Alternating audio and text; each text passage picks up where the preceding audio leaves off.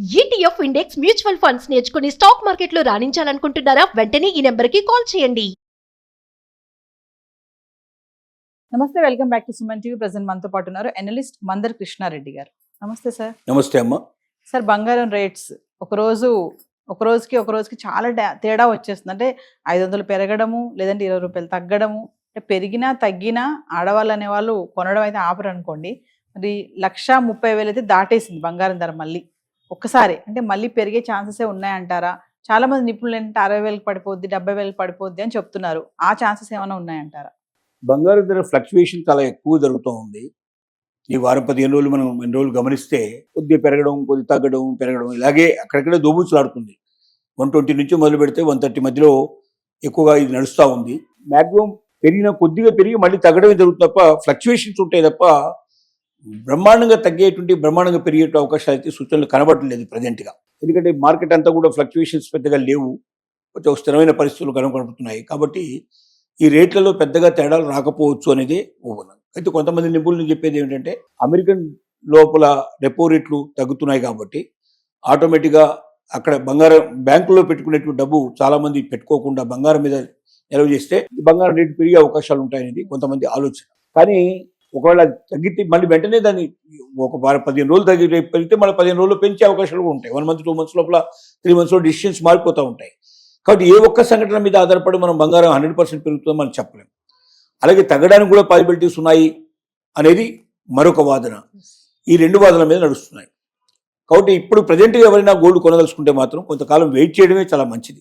ఎందుకంటే ఒక 15 రోజులు, 4 రోజుల పాటు స్థిరంగా పెరుగుకుంటూ పోయినప్పుడు పెరుగుతుందనే సూచన ప్రకారంగా ఆలోచించుకోవాలి. లేదా ఒక 4 రోజులు తగ్గుతుంది అనుకున్నప్పుడు తగ్గుతున్నట్టుగానే ఆలోచించుకోవాలి. అంతేగాని 1 రోజు, 2 రోజులు, 4 రోజులు తేడాన్ని బట్టి మనం డెసిషన్కి రావడం చాలా కష్టం. కానీ దీంతో పాటు వెండి కూడా మనకు విపరీతంగా పెరుగుతుందని చూస్తున్నాం. బంగారం మీద ఇన్వెస్ట్ చేసేటువంటి అనుకున్న వాళ్ళు కొంతమంది వెండికి డైవర్ట్ అయితే వాళ్ళు డెఫినెట్గా వెండి రేట్లు బాగా పెరిగే అవకాశాలు ఉన్నాయి. దానికి కారణాలు మనం అనేకంగా చెప్పుకుంటూ వస్తున్నాం. దాన్ని పెంచుకోవడానికి ప్రయత్నం చేయడం మంచిది. అంటే బంగారం ఒక ఇరమిద్దంగా ఉన్న పరిస్థితిలో బంగారం మీద ఇన్వెస్ట్ చేస్తే సడన్గా తగ్గిపోయింది అనుకోండి, విపరీతంగా నష్టపోతారు. సో పెరిగితే సంతోషమైన విషయమే, పెరగకపోతే బాధపడే పరిస్థితి ఏర్పడతాయి. కానీ 100% పెరుగుతుందని నమ్మకం ఉండే వెండి మీద ఇన్వెస్ట్ చేస్తే ఆ సమస్య ఉండదు. కాబట్టి వెండి వైపు మార్చడం చాలా మంచిదని ఉద్దేశం. రెండోది, ఈ మధ్యకాలంలో చాలా వరకు హాల్మార్క్ బంగారం కూడా డూప్లికేట్ అవుతోంది. అంటే ఒరిజినల్ హాల్మార్క్ కాదు పెట్టేది, హాల్మార్క్ను కూడా వాళ్ళు కాపీగా చేసి హాల్మార్క్ ఒరిజినల్ కాకుండా నిజమైన 24 క్యారెట్స్ బంగారం కాకుండా 22 క్యారెట్స్ బంగారం కాకుండా తక్కువ విలువ ఉండేటువంటి బంగారాన్ని హాల్మార్క్గా చూపించేందుకు ప్రయత్నం చేస్తున్నారు. ఎక్కువ కల్తీ అయిన దాన్ని హాల్మార్క్గా చూపించే ప్రయత్నం చేస్తున్నారు. హాల్మార్క్ అంటే 100% గ్యారెంటీ ఉండేదానికి హాల్మార్క్ అంటారు. హాల్మార్క్ కొంతమందికి మాత్రమే గవర్నమెంట్ ప్రత్యేకంగా వాళ్ళకి లైసెన్స్ ఇస్తుంది. ఆ లైసెన్స్ ఇచ్చే వాళ్ళు ఇచ్చినటువంటి హాల్మార్క్లో ఏమైనా తేడా వస్తే వాళ్ళు జవాబుదారీ అవుతారు. వాళ్ళు ఎక్కడున్నా పట్టుకొస్తారు, తీసుకొచ్చి వాళ్ళు జైల్లో వేస్తారు. వాళ్ళ దగ్గర మొత్తం డబ్బు వసూలు చేస్తారు, ప్లస్ వాళ్ళకి జైలు శిక్ష కూడా పడుతుంది. కానీ ఈ డూప్లికేట్ హాల్మార్క్ ఏదైతే ఉందో చేసేటువంటి వాళ్ళని వాళ్ళకి సంబంధించిన ఇన్ఫర్మేషన్ ఏమి ఉండదు. దీన్ని కొన్ని షాపుల్లో కూడా పెట్టి అమ్ముతున్నట్టుగా ప్రైవేట్గా చేసేవాళ్ళు చాలామంది ఈ హాల్మార్క్ అని చూపించేసేసి బయట అమ్మే ప్రయత్నాలు జరుగుతున్నాయి. కాబట్టి హాల్మార్క్ నిజమైందా కాదా అనేది హాల్మార్క్ లైసెన్స్ హోల్డర్ ఉండేటువంటి హాల్మార్క్ దగ్గరే మనం చేయించుకోవాలి. ఆ లైసెన్స్ హోల్డర్ మనకు అన్ని చోట్ల కనబడుతూ ఉంటారు.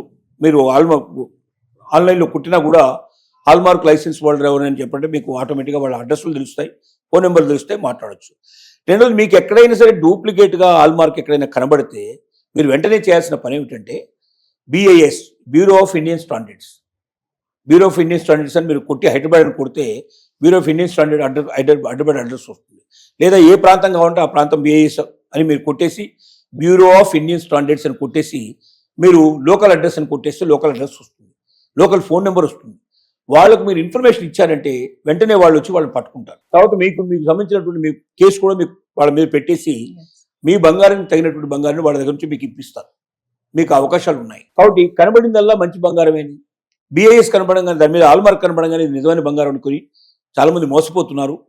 ఈవెన్ కొన్ని పెద్ద పెద్ద బంగారు దుకాణాల్లో కూడా ఈ రకంగా డూప్లికేట్ పెట్టి అమ్ముతున్నారని తెలుస్తోంది. కాబట్టి నిజమైన హాల్మార్కా కాదా అని 1కి 10 సార్లు చెక్ చేసుకోవాల్సిన అవసరం ఉంది. నిజమైన హాల్మార్క్ లైసెన్స్ హోల్డర్స్ ఎవరున్నారో తెలుసుకొని వాడి దగ్గరికి వెళ్ళి టెస్ట్ చేయించుకొని అది హాల్మార్కా కాదని రుజువు చేసుకోవాలి.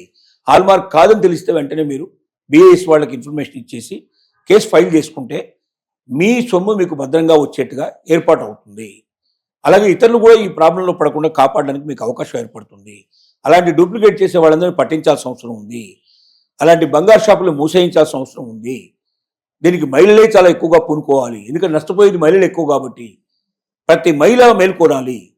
ప్రతి మహిళ ఒక పోలీస్ ఆఫీసర్గా మారాలి, ఇన్వెస్టిగేటివ్ ఆఫీసర్గా మారాలి.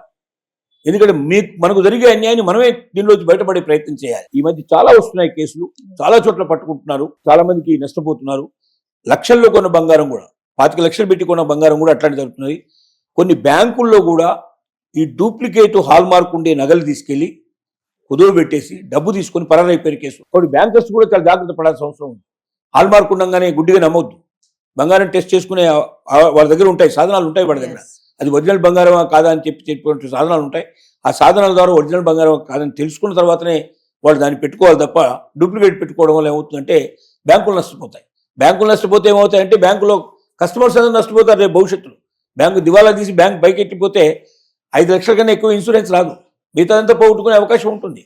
కాబట్టి బ్యాంకు మనది, దాన్ని కాపాడుకోవాల్సిన బాధ్యత కూడా మనకు ఉంది. కాబట్టి ప్రతి మహిళ తెలివైన పక్కగా ఉండి హాల్ మార్కులో జరిగేట్లు మోసాలను కనిపెట్టాలి. మనం డూప్లికేట్ హాల్ మార్క్ వస్తే వెంటనే పట్టుకోవాలి. ఒరిజినల్ హాల్ మార్క్ కోట దగ్గరికి వెళ్ళాలి, దాన్ని తెలుసుకోవాలి. బిఐఎస్కు కంప్యూటర్ ఇవ్వాలనేది తప్పనిసరిగా చేయాలని మనం వినతి. సో ఇంకా మరికొంతమంది మహిళలు చూసుకుంటే బంగారం ధర పెరిగిపోతుంది కదా, 1,30,000 దాటేసింది. కొంచెం రోల్డ్ గోల్డ్ వైపు కూడా వెళ్తున్నారు లేడీస్, అంటే 14 క్యారెట్స్ 18 క్యారెట్స్ వైపు కూడా వెళ్తున్నారు. అంటే అది వెళ్ళడం తప్పేం లేదు. నేను ఏమంటున్నానంటే 24 క్యారెట్స్ కొనలేము మనం, 22 క్యారెట్స్కి వచ్చాం. 22 క్యారెట్స్ కాదు, 18 క్యారెట్స్కి వచ్చాం. 8 క్యారెట్స్ కూడా దొరికే అవకాశం ఉంది మార్కెట్లో. ఏది దొరికినా హాల్ మార్కే తీసుకోవాలి. మనం చెప్పేది ఏంటంటే 8 క్యారెట్స్ తీసుకున్నా, 15 తీసుకున్నా, లేదా 18 తీసుకున్నా, లేదా 22 తీసుకున్నా, 24 తీసుకున్నా, ఏ క్యారెట్ బంగారం మీరు తీసుకున్నా అది హాల్ మార్క్ కంపల్సరీగా ఉండాలి. 2 గ్రాముల కన్నా ఎక్కువ బంగారం ఉంటే హాల్ మార్క్ కంపల్సరీగా ఉంటుంది. 2 గ్రాముల కన్నా ఎక్కువ బంగారం ఉన్నప్పుడు కంపల్సరీగా ఆడుకోవడానికి ఉండాలి. కాబట్టి హాల్ మార్క్ లేని ఆభరణాలు మీరు తీసుకోవద్దు. అది ఒరిజినల్ కాదని మీరు టెస్ట్ చేయించుకోవచ్చు. ఈవెన్ స్వచ్ఛమైన బంగారం తీసుకున్నా మీరు అది ఒరిజినల్ కాదని మీరు తెలుసుకోవడానికి మీకు అవకాశాలు ఉన్నాయి. హాల్ మార్క్ ఎవరైతే ఉన్నదో వాళ్ళ దగ్గరికి తీసుకెళ్తే వాళ్ళు లైసెన్స్ హోల్డర్స్ తెలియజేస్తారు. 100 మంది లైసెన్స్ ఇచ్చారు, హాల్ మార్క్ లైసెన్స్ ఇచ్చారు. హాల్ మార్క్ లైసెన్స్ హోల్డర్ అయితే తప్పు చేస్తే వెంటనే అతను శిక్ష చేయడానికి మనకు అవకాశాలు ఉంటాయి. ఇక్కడ అతను పూర్తి డీటెయిల్స్ ఉంటాయి, అతను పట్టుకోవడం చాలా ఈజీ అవుతుంది. ప్రపంచంలో ఎక్కడ వెళ్ళినా వాటిని పట్టుకొచ్చేసి తీసుకొచ్చి అతనికి శిక్ష వేసే అవకాశాలు ఉంటాయి. అది లేని వాళ్ళ దగ్గరికి పోవడం చాలా కష్టం అవుతుంది. ఈ విషయాలు మనం జాగ్రత్త పడి, మీరు ఏ క్యారెట్ కొన్నా పర్లేదు కానీ ఆ క్యారెట్కి హాల్ మార్క్ కంపల్సరీగా ఉండాలి. ఒరిజినల్ హాల్ మార్క్ కావాలి. అదొకటి మీరు జాగ్రత్త పడమని మనం వాళ్ళకి సలహా ఇస్తున్నాం. Thank you.